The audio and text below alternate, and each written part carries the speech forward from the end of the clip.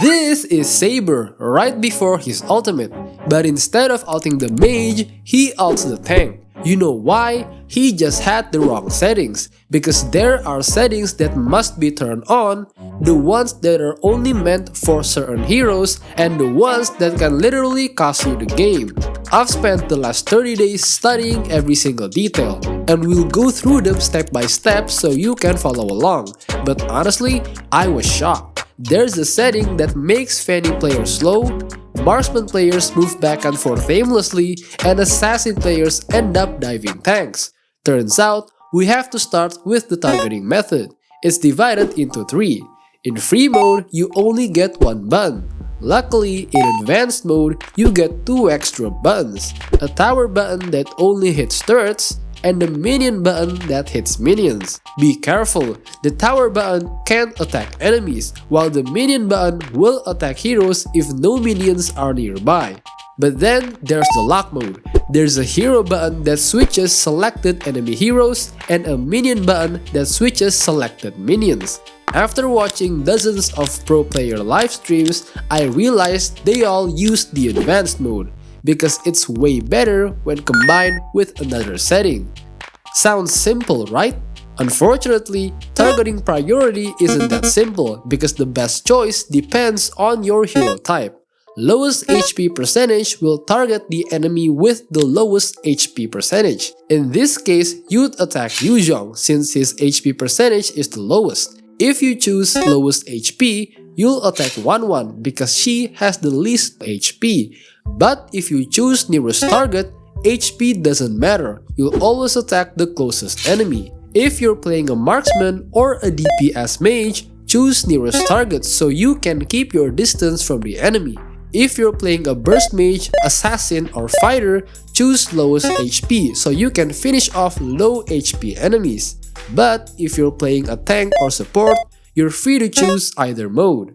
All those targeting methods get overridden when you use Hero Lock, which brings up the hero button.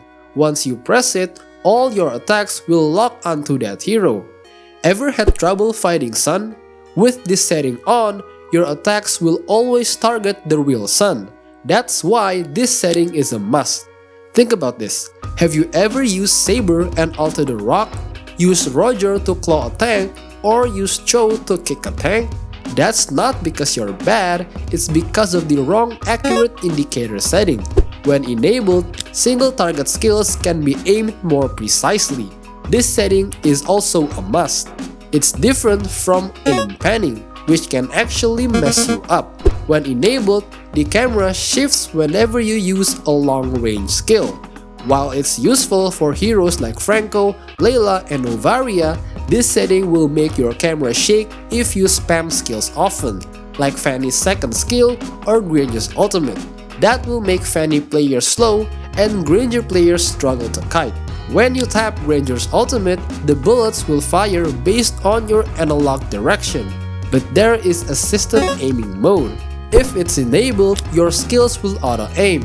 Sadly, the auto-aim is terrible, so just turn it off. Look, every hero has an attack range, but what few people know is that they also have a chase range.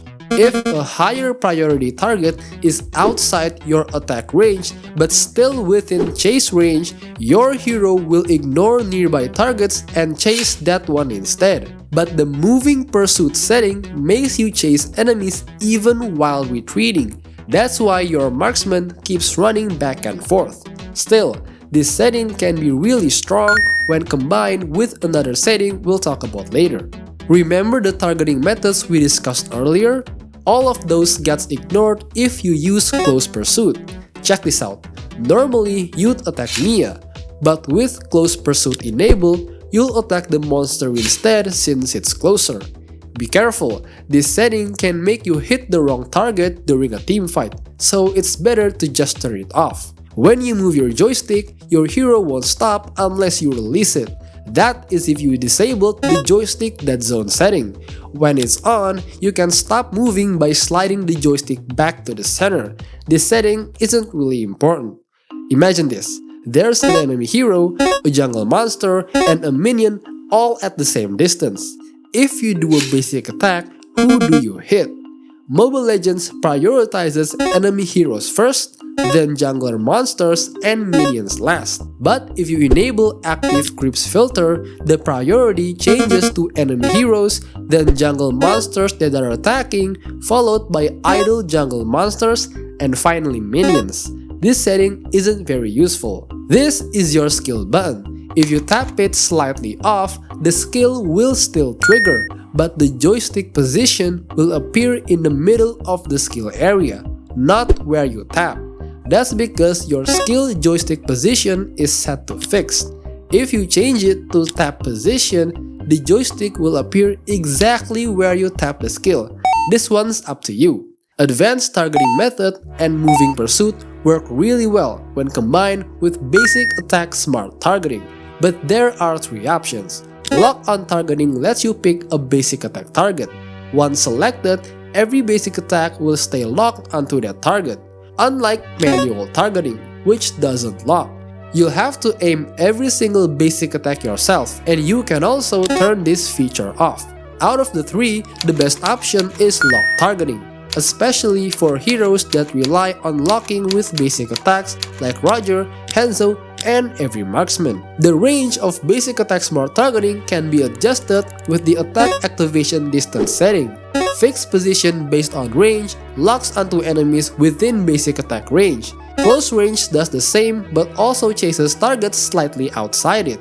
And distant range targets as far as possible. The best choice is distant. All of the settings we've covered so far will be useless if you mess up these next ones. Auto skill upgrade will level up your skills automatically, and auto buy will auto buy items when you have enough gold. Both of these settings must be turned off so you don't end up with the wrong skill levels or items. Fixed joystick position keeps your joystick from moving around. This one's up to you. HP shift shows the HP of objectives, while HP lock shows the HP of heroes. Both of these must be turned on so you don't miss retributions or hit the wrong target. Skill and camera sensitivity are personal preference. This video took a long time to make. You can become a YouTube member to get early access, and if you enjoy this video, you'll definitely love this video too.